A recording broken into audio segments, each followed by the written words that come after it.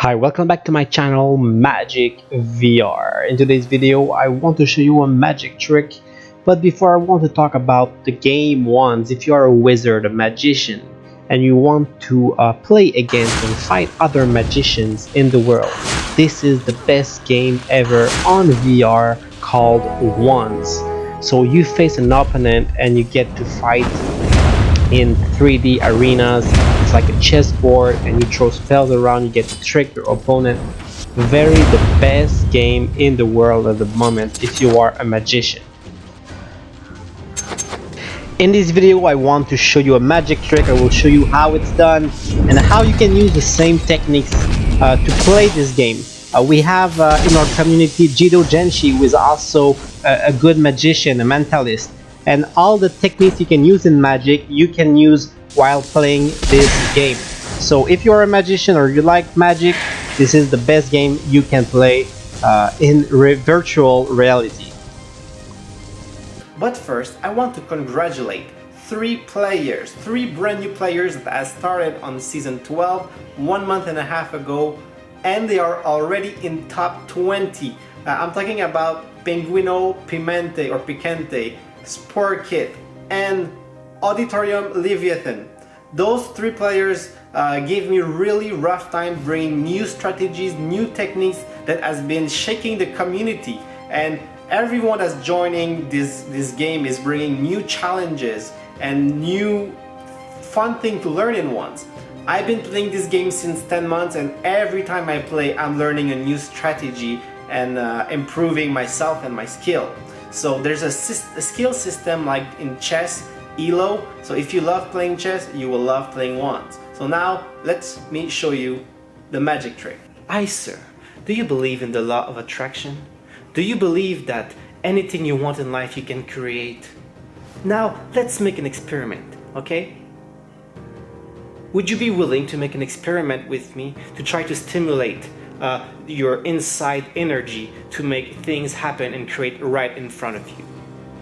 Right? Okay, let's do this, okay? So we're gonna take a deck of cards here to help ourselves doing this, for this experiment, okay? So what we do is, this is gonna be your card right here, the King of Hearts, okay? And we're gonna take your King of Hearts and we're gonna put it right in the middle of the deck right here. And I want you to just look how it's really in the middle right here. All right, so we push it right here, and then I want you to put your finger right there on top here. Okay, so just come here and put your finger on top. Now I want you to imagine your card that represent yourself and trying to push yourself to the top of magic, to the top of yourself, to the top of everything you want in life. And I want you to feel this, okay? Yourself being at the top of yourself, the best yourself you can ever be. I want you to count to 5, and each time you count, you feel better and better. You feel like you're becoming yourself. You feel like you're finding yourself at the best position in your life. 2, 3, 4. You believe in yourself. And 5. I want you to remove your finger now and look at the card. And while you look at the card, you realize that you came back on top of the deck, on top of yourself, which means you are back to business. All right, guys. So now let me show you how to do this, and I'm gonna do some correlations with the game Wands as well. All right. So explanation now. To do this, it's not that complicated. It's one little tiny trick, which means like a card manipulation, and everything else is bullshit. Bullshit is just to bring the person's attention away from the trick. You get me? For the person to not be able to realize that, oh my gosh, I'm being fooled right now and I don't know how, because you're switching their mind into something else. And here I switched their mind with the law of attraction, with the fact of believing in themselves, with the fact of seeing themselves on top of everything. What I'm doing is I'm trying to make them feel good.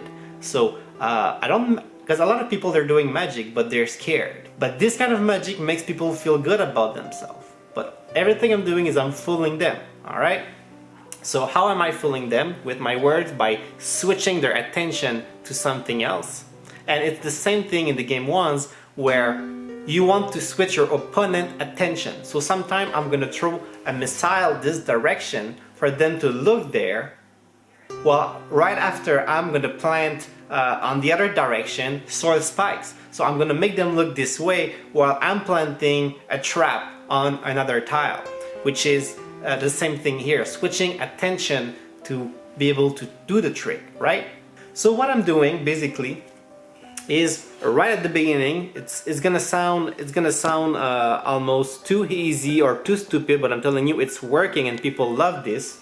All I'm doing is the card I'm showing them, which is in this case it's the ace of spade, is actually not the ace of spade, it's the king of heart. Why? Because the two cards are like this. So it's called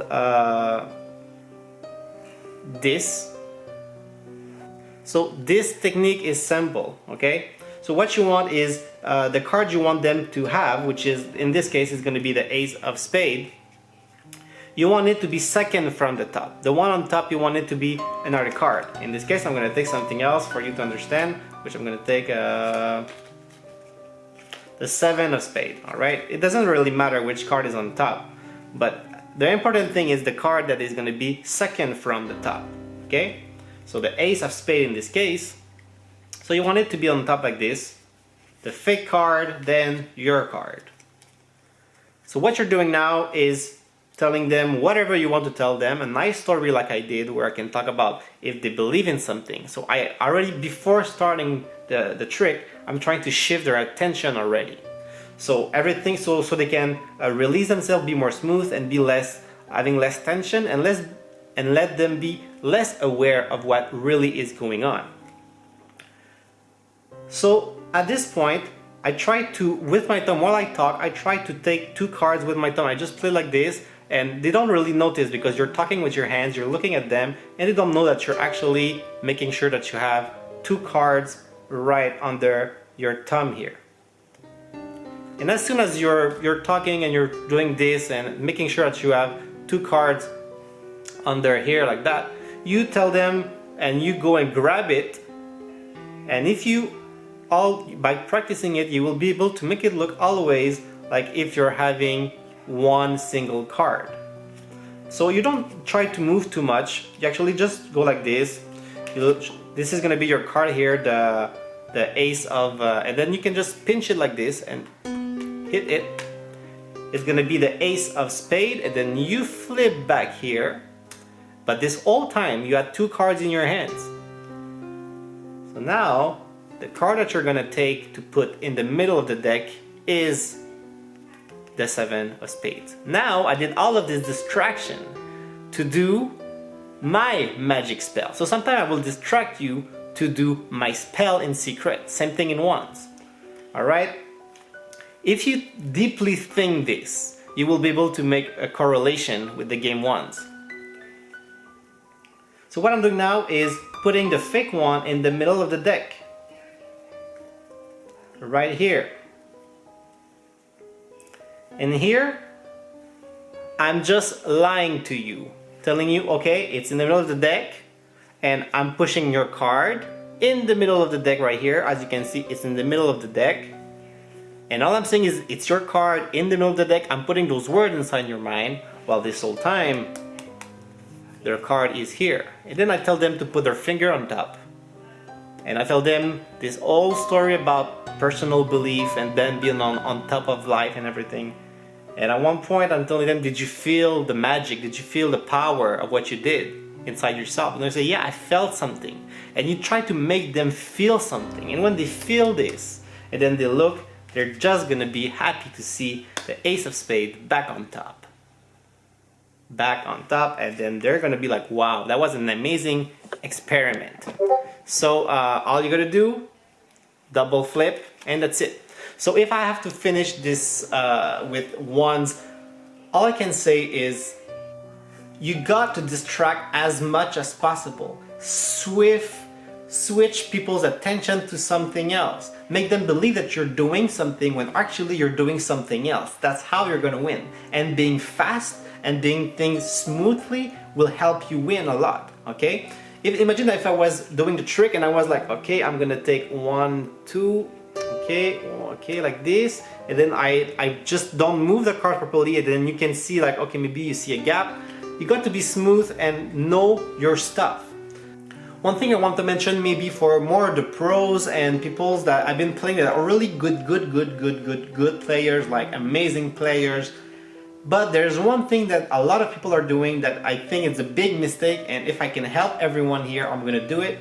But sometimes pro players, in order to save mana, they will wait for you to shoot and then they will teleport away to get a new strategic position, and they get more time to think. They don't have to shoot, they just wait for you to shoot, and this time they recover their mana and they try to think of a strategic plan to hit you.